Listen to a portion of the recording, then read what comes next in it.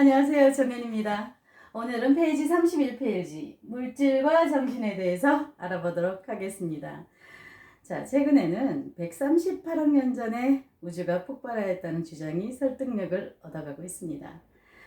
찬란한 불꽃처럼 터져오르는 그런 것이 바로 우주의 본성이다. 우리가 이렇게 말을 할 수 있는데요.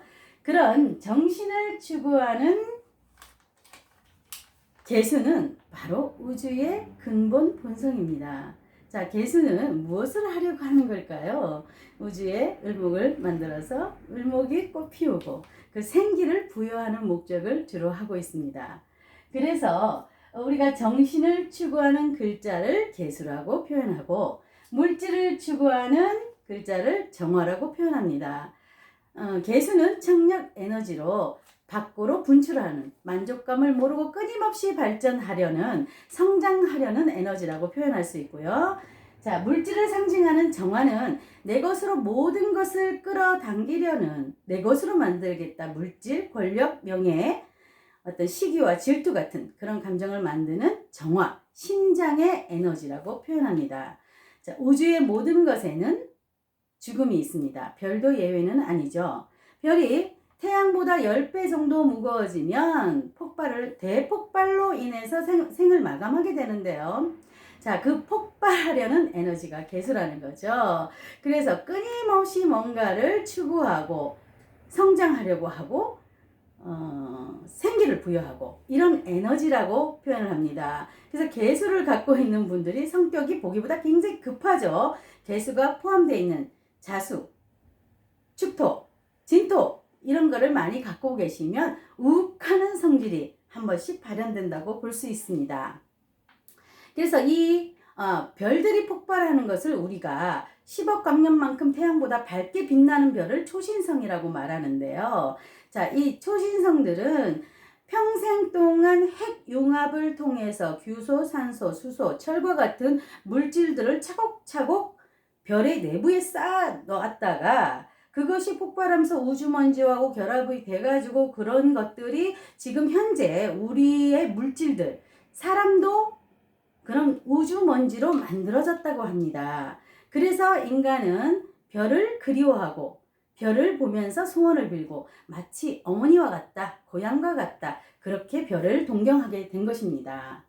그래서 자, 우리가 정신을 추구하는 글자가 많은 분들은 정신을 추구해야 되고 물질이 추구하는 글씨가 많은 분들은 물질을 추구해야 되는데요.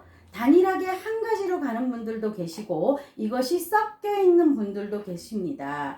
예를 들어서 천간에 어떤 보여지는 에너지는 굉장히 정신을 추구하는 글씨인데 지지로 표현되는 글씨들이 물질을 추구한다. 이럴 경우에 예를 들어서 공무원인데 주식 투자를 한다든지 이렇게 속으로 뭔가 다른 거를 하고 있다가 보면 낭패를 보는 경우도 있고 돈을 버는 경우도 있습니다. 그래서 이것이 똑같이 단일한 에너지로 가면 그것을 추구하는 게 조금 어렵지 않은데 섞여 있다.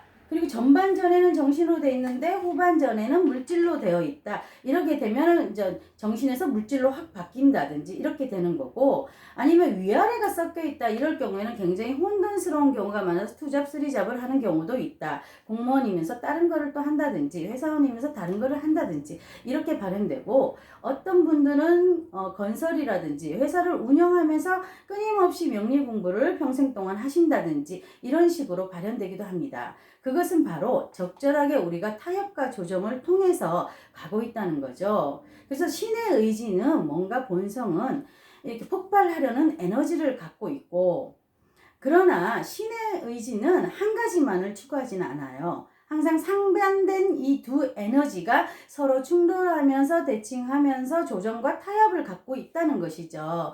그래서 한 가지로 쏠린 사주는 조금 쉽습니다. 사주 예문을 통해서 알아보도록 하겠습니다. 자, 요 위에 사주는 개해, 갑자, 을축, 병술입니다. 자, 명리가로 유명하신 분 사주인데요. 책에 보면 예문이 있습니다. 그것을 참고해서 보시고요. 자, 개해 갑자월입니다. 정신을 추구하는 글씨들로 가득 차 있죠. 연월의 시공에서. 그래서 이분은 명리가로서 이름을 떨치시면서 굉장히 유명해지셨다. 뭐 끝에 가면은 뭐 병술이란 글씨가 있지만 거의 연월의 시공에서 추구하는 쪽으로 방향을 갖다 이렇게 보시면 되고요. 자, 요 밑에 두 번째 사주는 계묘 갑자 을해 정해다. 자, 여기도 물론 계묘 갑자입니다. 그래서 정신을 추구하는 글자가 올해 시공이 갑자월이다 하는데 이분도 굉장히 유명하신 명리가의 사주이십니다. 자, 이렇게 개수는 정신으로 발현된다 했잖아요. 그래서 개수와 자수, 지지로 내려오면 육체적으로는 또 생기를 부여하는 우리가 정자에 비교하기도 합니다. 그래서 자수나 축토나 진토가 있다 이렇게 되면 정신을 추구하는 글씨로 우리가 발현된다 이렇게 보시면 되고요. 그래서 봄과 겨울에 무언가 성장하려는 그런 에너지로 가득 차 있기 때문에 끊임없이 정신적인 어떤 성장을 목을 키워내려는 그런 에너지로 가득하다 이렇게 보시면 되고요. 자, 그 다음 사주 예문을 넘어가서 을미, 병술, 임술, 경술이다. 자, 빌 게이츠 사주입니다. 책에 보면 나와 있습니다. 자, 이분은 자, 술, 병술이라는 이 술 계속 그런 글씨들로 단일하게 이루어졌죠. 에너지가 똘똘똘똘 뭉쳐있다고 보시면 되는데 그래서 어떤 굉장히 큰 부를 이루었다. 이분은 물질로 가는 에너지라고 보시면 됩니다. 자, 그 다음 사주는 무진, 귀미, 경호, 정해. 자, 이분도 미월입니다.